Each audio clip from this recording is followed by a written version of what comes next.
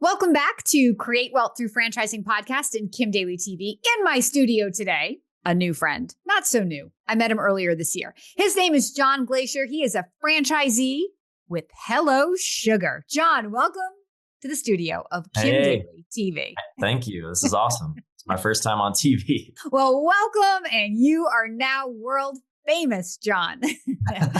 I can't wait to capture your story. So guys and gals listening, this man is in Idaho.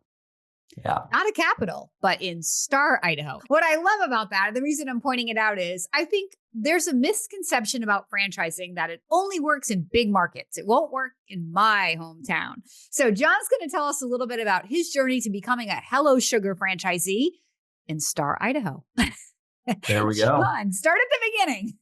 Yeah. No, Star is, it's a booming place, Kim. So maybe there are two people you've ever heard of that have heard of it. So, I'm one of those two. So yeah, this is me and my wife at this point. So there's the two. Man, where to start? I got into Hello Sugar 3.5 years ago. My wife and I, we decided to open up our first location here in Boise. So Star is a suburb of Boise. We're about maybe 30 minutes from downtown Boise. We opened up our first location there in July of 2021. That went really well. And so we decided, not off the bat, which I could tell you, but we eventually decided to make the decision in spring of 2022 to also expand to Colorado. So we're in the Boise and the Colorado market. So currently we have 7 locations in Colorado, 4 in Denver, 1 in Boulder, and 2 in Colorado Springs. And we're continuing to grow. So that's the kind of skinny of where we're at. I don't know if you want me to get into like how we got into Hello Sugar. But yes, I love it. I love it. Let me stop and interrupt because this is what I love. So I reach out to these franchisors and I'm like, hey, you got some storytellers who want to come on my podcast? And then they send me men like this. So first of all, I want to point out, okay, Hello Sugar is, for those people who don't know, it's waxing. John can tell us more about the different various forms of waxing that is involved. So I'm interviewing a man in a beauty concept. So we can't just let that slip under the radar. Okay. So we're going to come back to that, John. But yes, I would like you to go back. So this is an awesome story. You started with one, and most of the time franchisees and franchisors actually want contiguous territory. So then you bounce to a whole nother state, and that's where you seem to have like built out your location. So let's start with you being a man and with your wife investing in a beauty brand. And then let's go to why non-contiguous territories. Yeah. So to your first point, Brigham is the CEO and founder of Hello Sugar. So a man of a beauty brand, right? He founded it in 16 or 17, something like that. It's been about 8 years. So it's a little bit longer, but he founded then in Phoenix, Arizona. He started his first locations, and then we became friends when we moved down to Arizona. I actually, like, this little tidbit. He actually taught a class at my university, and that's how we met. So he was my professor. So he's not that much older than me, but he was just an adjunct professor. We became on franchising or entrepreneurship? No, it was this. I got an email my last semester of college for a class that said how to make $100,000 business with $1,000. And that just piqued my interest. So I was like, it would pique mine too. Class. Yeah. So I was like, I have to go to this class. And the class was basically about how to be a digital nomad. So he was an online marketer, had different side businesses, but Hello Sugar was kind of his baby at the time, but he also had other streams of income. So he was more so teaching about those, but he brought up Hello Sugar during the class. I had no interest at the time. Didn't even really know what it was. But he just used a poor college kid anyway. Yeah. I didn't even have $1,000. So never mind what it costs to invest in Hello Sugar. Yeah, exactly. So, and at the time he wasn't franchising, like it was just his business. Okay. Fast forward, we moved to Arizona after college for work initially. And then we just were there a couple of years. We became really good friends. And then we had dinner. We just had him and his wife over for dinner, April of 2021. He said, hey, I'm looking to franchise Hello Sugar. I've told you about this before. I have one buddy who's interested in opening, but like he hasn't opened yet. Would you be interested in joining him and being my first 2 franchisees, essentially? And so we, talked to my wife about it. At the time, what was so intriguing about Hello Sugar was it was like I don't have any big credentials. I didn't have this massive $500,000 liquid in the bank. Like a lot of other franchises at the time that I was interested in, had these big numbers attached to it, and Hello Sugar was kind of lower barrier to entry. So I was like, well, the reward exceeds the risk, so let's just go for it. So we decided to open up our first location in Idaho. At the time, there was 6 months worth of data because he had one franchisee in Arizona that was like the first one open, and then one had barely opened in Tucson, but it was two of his staff from Phoenix who had opened two different markets in Arizona. There was no one outside of the state with zero brand recognition. So we were the first ones in Idaho. We opened here. How did you get to that? Yes, because I think there's a lot of people out there looking at emerging brands, especially if they're working with consultants, because we tend to really love emerging brands. Yeah. And they're like, there's no data. What do I do with this story? Yeah, totally. So he at least had his franchise locations, which I liked. You know, I listened to a lot of different podcasts about franchises, and especially Eric Van Horn, if you know him, he always advises, hey, if you're a franchisor, you have to open at least a couple in your own market. And if you have time, open one in another market. Brigham had done that at least. So he had his franchise locations that I could look off of. And then he had at least, I mean, it's small, but at least 6 months of data for one franchisee. So, and I mean, this is a guy I'd known for a couple of years, very smart. And I just kind of was like, okay, even if we lose this money, it's okay. We're just going to take this risk. And, you know, for your listeners, I mean, I had a W-2, we had a baby on the way. We have 2 kids now. It's like, I know there's people listening right now that have 5 kids and are in their 50s or 60s, whatever that is, like, but it's never too late, you know? So, but just at the time for us, we had tried different things. And initially we're more into real estate. Actually, I was listening to Bigger Pockets a ton, was sipping the Kool-Aid that way, was looking to burr. Trying to be a guest on Bigger Pockets. You know anybody over there? No, I don't actually. Yeah. But if you hook me up, no, I'm definitely more in the franchise space now. But we were just going down that route. And then he brought that up, completely turned on this option in my mind that I didn't know existed. I honestly never really thought too much about franchising. Or like even owning a business. Out there listening. Yeah. Yeah. I mean, real estate is the more, I don't even want to say conservative, but just more mainstream, right? I guess. And just less, it seems more risk averse. It's easier to crunch your numbers. And if the numbers work out, typically the investment will work out. Whereas with any type of business, you crunch all the numbers you want.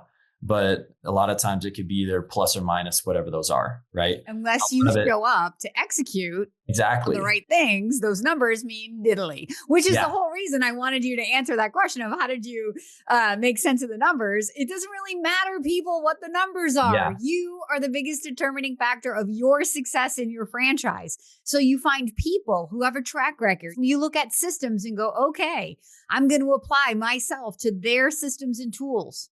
I believe in them. And the other thing about being one of the very first franchisees is they need you to be more successful than anybody else. Because if you're not going to sing their praises, they're never going to sell another franchise. Yeah. Right. Exactly. So like, there's that. There's a lot of reasons to want to raise your hand and move out of your comfort zone and say yes to an emerging brand. So it's such a great story. And when you're young, it's like, yes, you have less to lose. It is now or never. But even if you're 50, it's now or never, because you're never going to be 50 again.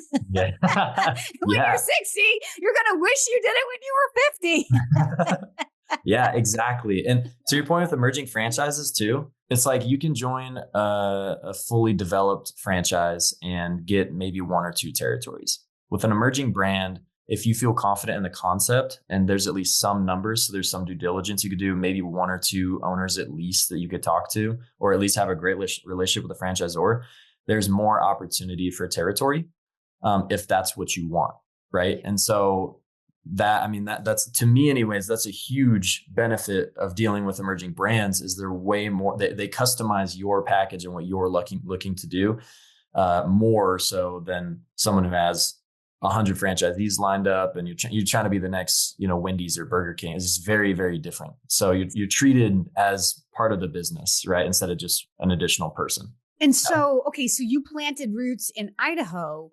Did you have the vision for how many do you have now? 8 or 9? We have 8. You have 8. Did you have that vision then, or did that grow out of the success of the first one? I knew we wanted more than 3. and that we wanted it to be as big as possible. If I'm being honest with you, and if he listens to this, then I don't care. I've told him this before. The other person that opened with me opened 2 weeks later. He opened in Houston. Houston and Boise are very, very, very different markets. I saw kind of the reaction of his first location in Houston. And although ours was doing very well in Idaho, it's just bigger market. And so it seemed to do better off the bat. And he had more white space to grow. Boise, I knew at the time could do maybe 2 or 3 locations, and we are continuing to grow those. We will probably do another one next year in Boise and like downtown Boise and stuff. But that caused me to say, okay, while this is young, while there's opportunity to move into other markets, because there's literally 2 of us right now, I'm going to talk to Brigham and convince him to let us go to another market. And so that's where, the appetite was grown. And I knew that, 1 or 2 is not going to do it, as far as like providing any type of potential retirement or financial freedom. And so to be safe, I wanted to go into a bigger market and get as many territories as possible. So that's the goal right now. And that was the mindset back then, even before we started. So, and you picked a doozy of a market. I mean, I always tell my candidates the top 4 markets in the country for franchising are Dallas, Denver, Atlanta, and Minneapolis. Those seem to be the top 4 markets that will sell out for any new brand the fastest. Denver not being as big as Dallas and Atlanta, but being demographically incredibly strong. Yeah.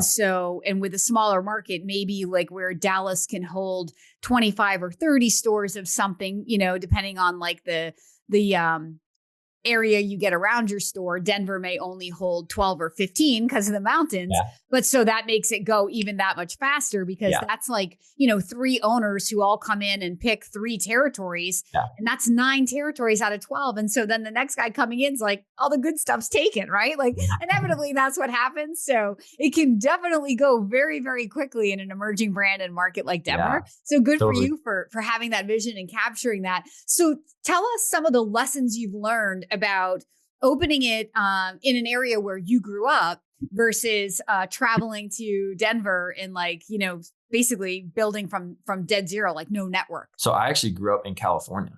And so I didn't even have but my wife, we knew people here, right? My in-laws are in Boise, but at the time when we opened our business, we were in Mesa, Arizona. So we lived in Mesa we moved here 5 months ago. So we've been operating our business in 2 different states remotely from the ground up for the last, 3 years, essentially. Would you recommend that?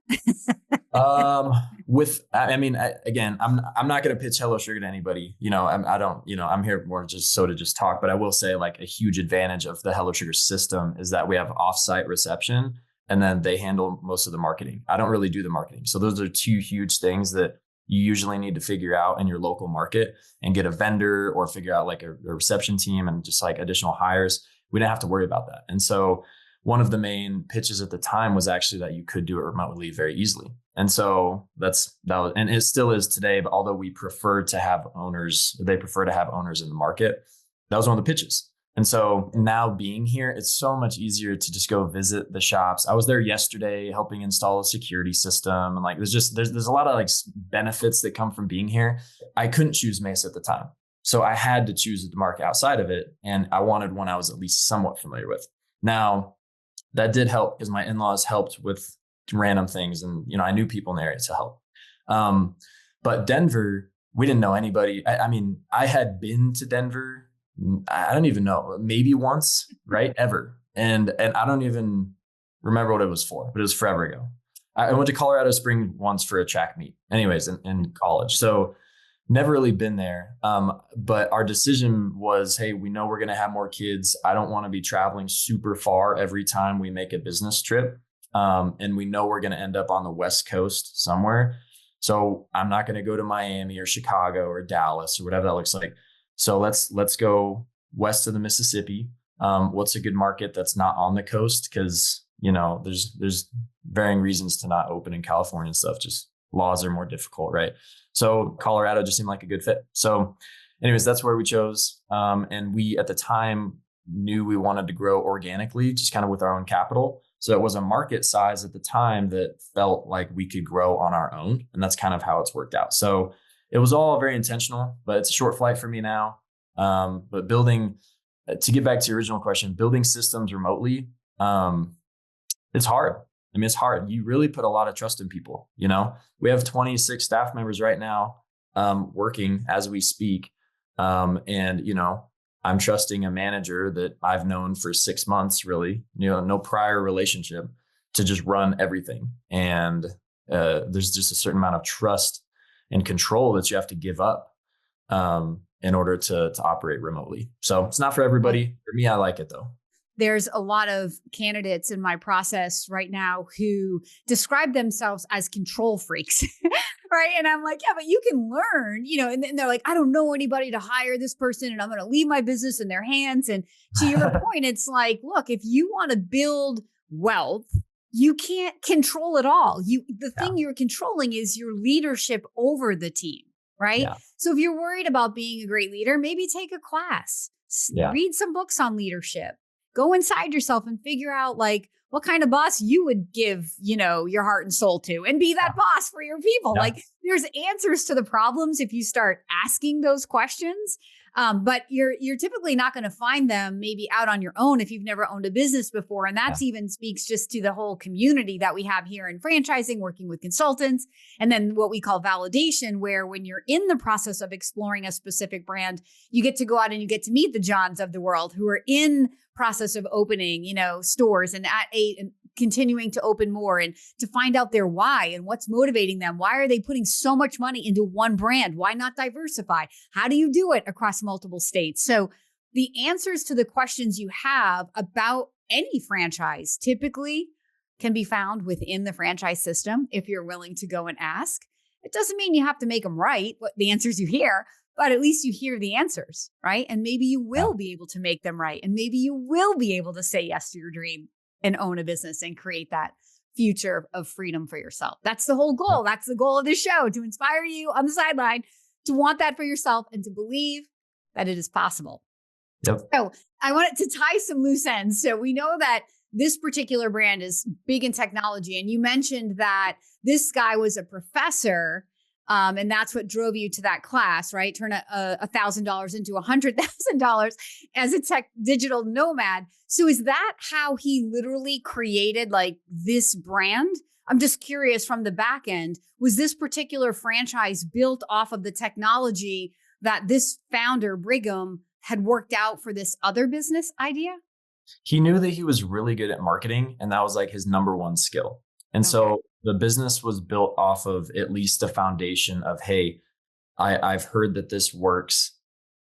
This is a viable business that's been proven. European wax exists, all this stuff. I'm such a unique marketer that if I put a different spin on this and also added an additional product, because we do wax and sugar, which no one else does sugar as well. So that combo, he's like, if I do that and figure out a really cool brand, then I know I can market the heck out of this and make it succeed. So I love that. Yeah. So many people think, well, why do I need a franchise for that? Or like, what's the differentiator for that? You know, and you just hear like, sometimes it's not big things. It's seemingly small things, right? That actually make a business. I've had other guests on the show who are like, you know what my competitive advantage is? I show up when I tell the people I'm going to show up. The listener, and that's typically like in the tradesman space. Sorry to our tradespeople out there, but they're notorious for like making an appointment and not showing up. And you bring in the franchise trades guy, and he shows up and he gets the job. And the outsider looking in is like, that's not enough reason to invest my life savings in a franchise. And I'm like, well, okay, but there's all these franchisees who did and who are making money. So you have to decide what is and isn't an advantage for you. But sometimes it's not big things. It's small things. Success is usually small things done consistently and consistently well, right? It's not big things always. So I love that. Okay, so that was one question that was on my mind, going back to kind of connecting the dots to how you met Brigham. And so that was like a really good, inspired idea that you had to go to this guy's class, because it basically changed the trajectory of your life. Yeah, it's funny. I actually told him that yesterday. I do work on the corporate side a little bit. So we're trying to figure out better communication with franchisees. And we just thought about this texting platform. And I was like, what did you use at college to do this? And he's like, I was called this Blackboard. And I was like, that text that I got from Blackboard changed my life, And he's like, so anyways, we connected on that yesterday, actually. It's really awesome. I mean, Yeah. that's totally like, you just never know. Like, Cool. there's a joke in franchising, John, you've probably heard it, like, how did franchising find you?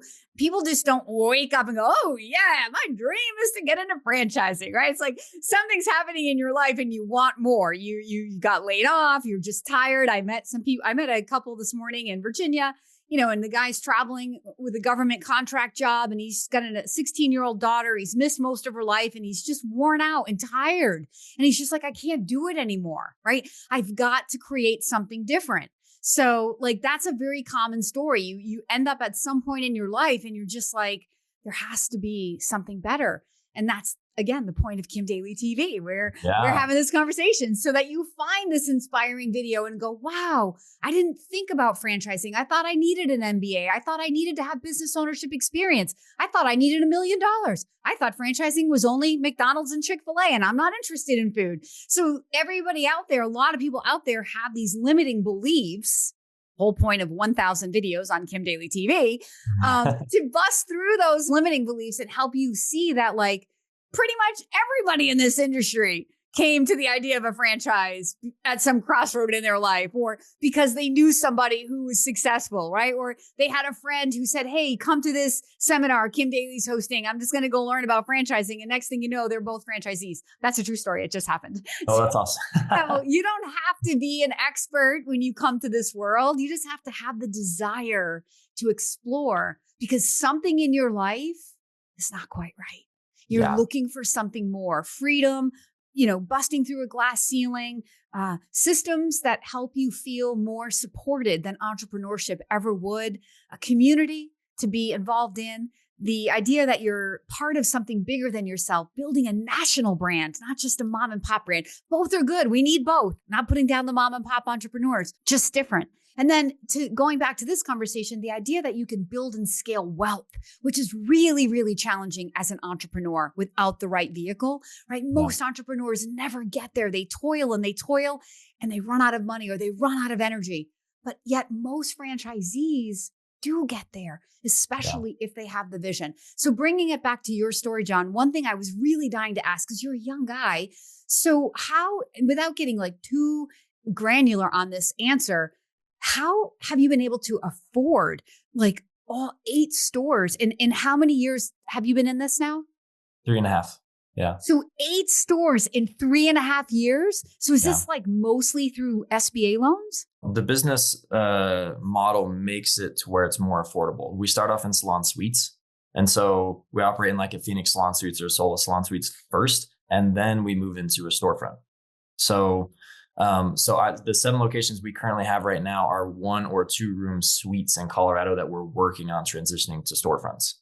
And so the one in Idaho is a storefront. We have an SBA loan. I'm approved for an SBA loan now for 2 more locations in Colorado that I'll do this next year.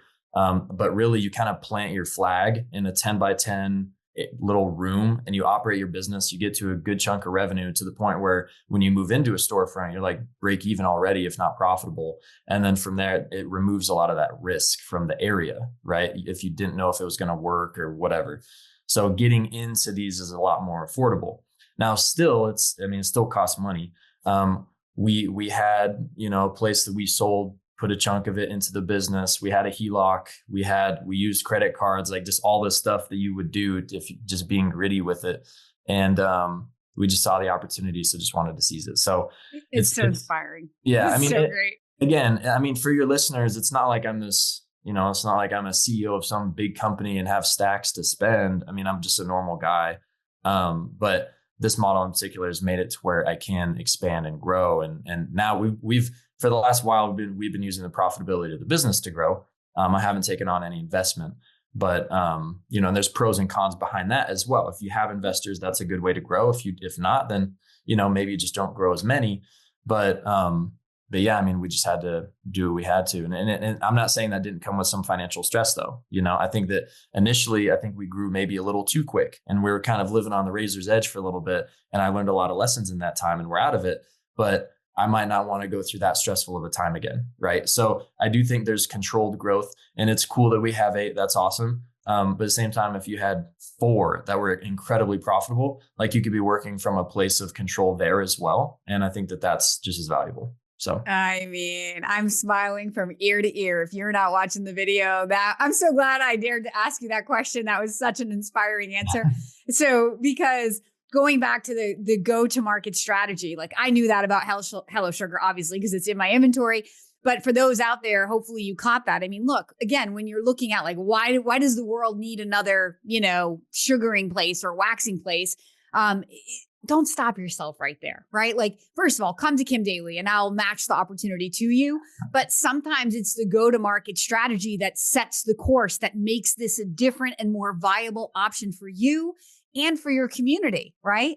And I'm also grateful that I was going to ask you, and then you said, it didn't come without some financial stress, because you mentioned, throwing in the credit cards. Look, I mean, sometimes we crazy franchisepreneurs, entrepreneurs, we do things that when we look back, we're like, oh my God, I would never do that again. But it helps you get to that next level. I've certainly, in 27 years of being a small business owner, multiple businesses, I'll tell you, John, I've certainly had some of those exact same moments, but they make you better. I'm not telling you to go put yourself in a dire strait, right? I'm just saying that sometimes you end up there, and it's okay as long as you can persevere, right? Because it builds this business muscle. When you're out there on the sideline and you're thinking, should I invest in a franchise? The reason most people think and don't is they can't muster the courage, because they focus on all the things that could go wrong at the total expense of all the things that could go right. So whatever you focus on, you make real. And so that's why they're on the sideline. That's why they're still listening to my show and they don't own a business yet.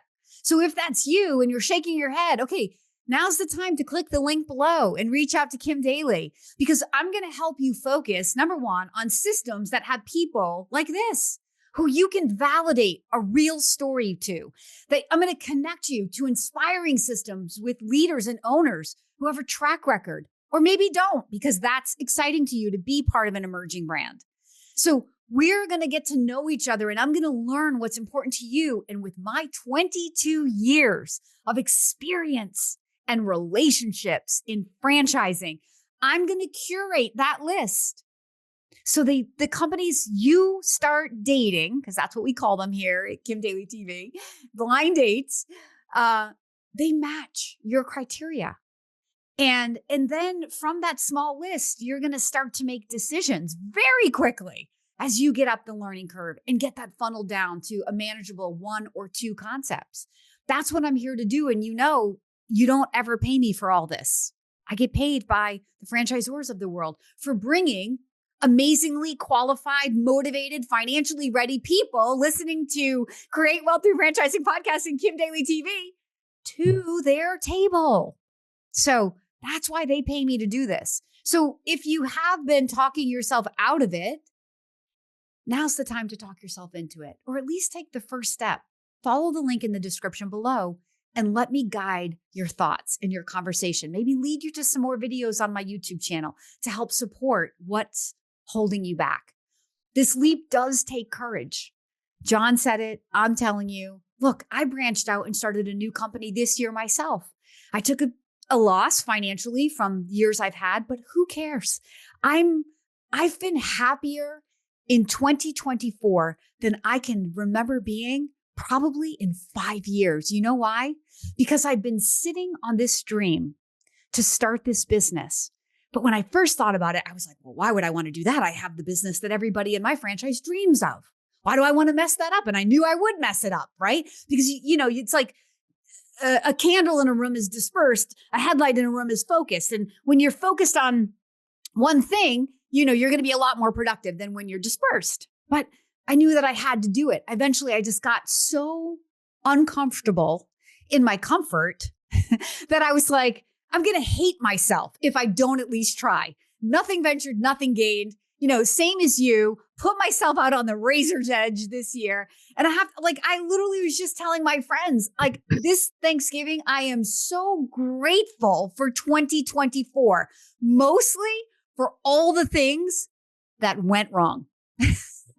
Because I look at what doesn't go right as evidence that things can go right. I just need to keep tweaking. I just need to stay at it. I just need to fine tune it. I don't have the exact right picture yet. Now, I'm being an entrepreneur. You don't have to do all of that when you're a franchisepreneur. Somebody else has already done that. So you may have to refine your own thoughts and your own actions, but you don't have to refine a system or create a system. So little side tangent there, but I am going to make a video here for the end of the year, just sharing what has happened to Kim Daly in 2024. It's been an epic, epic year with the launch of the Z Suite, which is my global coaching company to really elevate the mindset of franchisees. Some really exciting things happening. And I'm looking forward to inviting you all to enroll in the Z Suite in the coming weeks. But anyway, John, to wrap up this story, I mean, you took me on these amazing tangents because you're so inspiring. I love this story, and I know 100% it will resonate with so many people out there.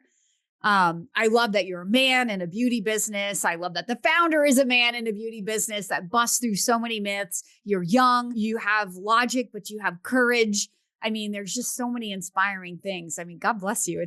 I can't wait. I want to have you back on when you're like at 20 locations. Well, no, I'm happy to be back. Can I say one thing to your comment? Just to your listeners, I feel like, I mean, I was on the sideline for a long time. I've seen people on the sidelines, whether it be for real estate or franchising or any business. I truly believe this is like the land of opportunity. A lot of listeners, I imagine, are in the US, probably outside of the US as well. But just speaking as someone in the US, there's so many opportunities out there. And in particular, franchising, it's more accessible than I thought. Brands are looking for good people to own these businesses. They're looking for them. And if you reach out, then you'll probably have at least a good interaction, right? But yeah, oftentimes it's just that first step of just reaching out, taking the 5 minutes to just reach out. And in your case, like reaching out to you, right? And just connecting with you. So there's so much opportunity. In my mind, there's too much opportunity. So it's just putting on, the headlight view and staying focused. But I truly believe franchising is a vehicle where it takes your common person, not to say everyone's unique, but it takes your common average American or average person in the world, and it gives them a vehicle to move forward and create some type of financial freedom. And I think, who cares what the brand is, right? Like you're going to find the brand that fits you in particular, but it's out there. And I think if you take the first step, it's not as scary as you think. And so just speaking from experience, that's the case. So that's how I operate every day. You could look at the scary side or look at the opportunistic side. I acknowledge the scary, digest it, and then move forward with the opportunistic, because that's how I need to operate. And that's how I'm going to continue to grow. And I know that everyone else, there's millions of people like that in the world. So just would encourage you guys to reach out to Kim, just find the right brand for you if you're interested in franchising. Mic drop. I have nothing else to say to that conclusion. Yeah. You heard it here on Great Wealth Through Franchising and Kim Daly TV. God bless you, John. Thank you so much for being our special guest and inspiring this United States and worldwide audience that we have here. Thank you so much. Yeah. So for those who are ready, you heard the man. Follow the link in the description below and I will reach out to you right away. And please do not forget that my name is Kim Daly and I want to be your daily coach.